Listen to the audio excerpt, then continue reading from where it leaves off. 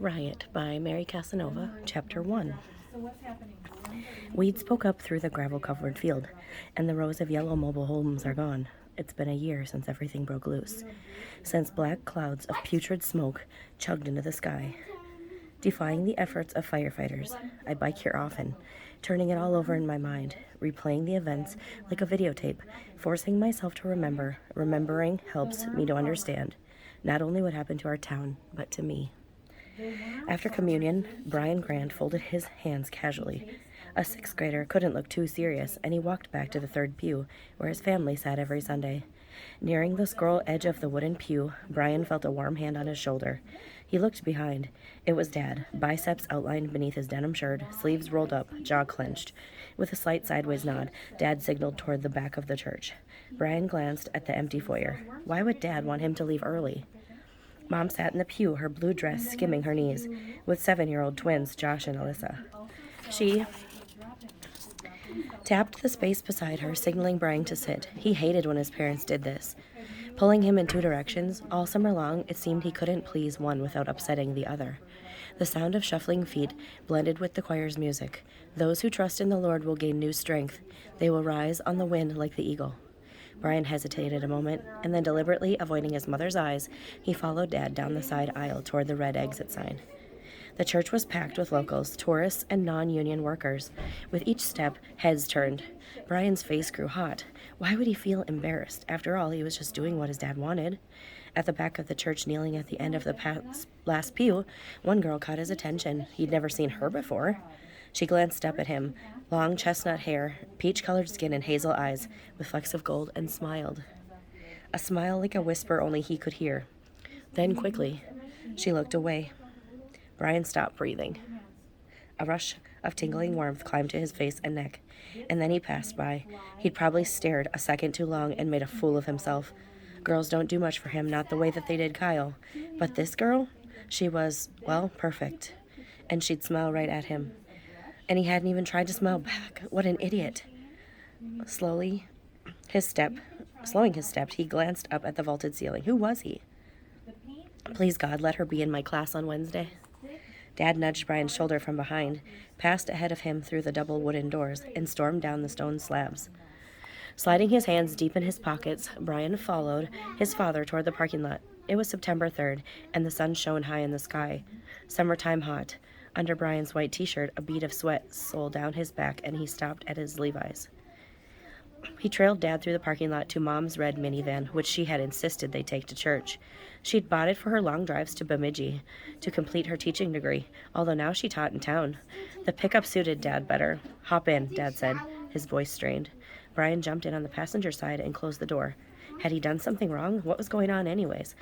The warm air hung between them. Brian cranked down the window. He glanced at the passenger mirror, at the slate-green eyes, and the few light freckles across his nose. His auburn hair was darker than the girl's, more like the crayon color burnt sienna. If he had to name her hair, he'd call it apricot. He ran his forefinger back and forth above his upper lip. Before long, he'd probably be feeling stubble growing, but not yet. We have a few minutes before church lets out, Dad said, stroking his short, dark mustache. Yeah? Brian waited for an explanation. I just couldn't sit there, Dad said, shoving the key into the ignition, and watch those rats file up for communion in my church. Isn't it enough that they take away our jobs? Rat was the name for anyone who worked for Baguette Construction, the non-union contractor chosen by Gold Paper Portage to build the new paper machine project. Mom hated the word rat. But then as a teacher, she was ultra-sensitive to any name-calling.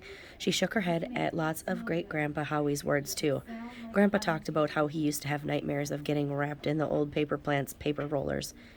Now the new machine, costing some $535 million, would stretch more than a couple of city blocks. Incredible. Where are we going? Brian asked. You'll see.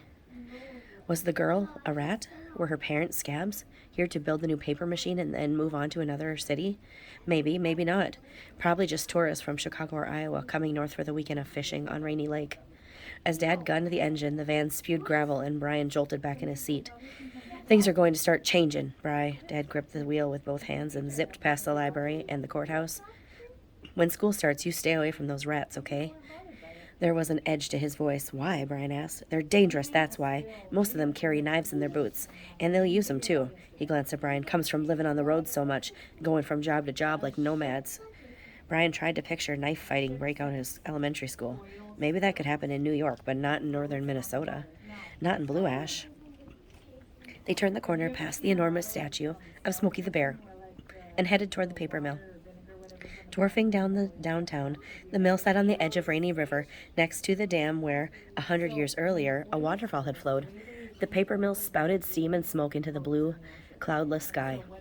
Through the air in town didn't always smell bad. Today it stunk. Smells like a ripe outhouse, Brian said. That's what money smells like, Dad answered, repeating the common refrain. 1 block north of Main Street, against the towering blue backdrop of the mill, a few dozen men carried white picket signs. One sign showed a black rat in the center of the circle with a diagonal line slash across it. Others read, Baguette, no way. Scabs are a disease, and rats go home. Dad leaned out the window and, Hey, coming to join us, Stan? One guy yelled. Bring some coffee, said another. Coffee? Someone shouted. How about beer? Laughter followed. Clustered together, the men wore caps, t-shirts, and jeans. Some were white-haired, others were younger than Brian's dad. Just stopping for a minute, Dad said. Well, what have you heard? The men looked at one another. A short, pudgy man with a Twins t-shirt shrugged. He stepped up to the van, put his speckled hand on Dad's arm, and his eyebrows wiggling black and white caterpillars over his nose, glanced over at Brian. The man lowered his voice. It's going to happen, Stan, he said. Are you with us? You bet I am, Dad said. He swore. I think I'm going to let those rats take away our jobs without a fight. Brian looked out his window toward the city tennis court. Dad didn't usually swear, only a few times when he'd hit his thumb with a hammer. What was he going to happen? Do you have a plan yet? Dad asked. Brian glanced back. The man raised his eyebrows. Do you have a plan yet? Dad asked. Brian glanced back. The man raised his eyebrows. He forced a smile at Brian, but his eyes were somber. Later, Stan. We better talk later. Dad threw open the car door, hopped out, and slapped the man on the back. I think we better talk now. The two men joined the picketers. Brian watched Dad blend with the crowd. The morning sun fell on his shaggy, dark hair. He'd been on the lines every day all summer and hadn't had time to trim it. Dad wasn't a quitter. Brian remembered Dad's words in the arena locker room before he coached the Squirts to their hockey tournament win last season. Don't hold back because you're afraid, Dad had said, or you'll get hurt out there. He scanned the room, and his thread-lined scar, which ran from above his right eye to the top of his cheekbone, like a hero's medal, emphasized his point. Dad knew what it was to push hard. He had looked every boy in the eye, especially his top players, Brian and Kyle. Skate hard and do your best, and save your fear for after the game. Sitting up straighter, Brian crossed his arms over his chest. This labor dispute was like a tournament game, only it wasn't over winning a shiny gold trophy, it was over jobs. Rats, Brian said under his breath, ruining our whole town. It felt good to say it. It made him feel like he was standing right alongside Dad, fighting the fight with him, even if he didn't fully understand the battle. By the time Dad climbed back in the van, they pulled up to the church. The parking lot was empty. Mom was sitting on the cement entry steps, waiting with the blonde-haired twins. She wasn't smiling.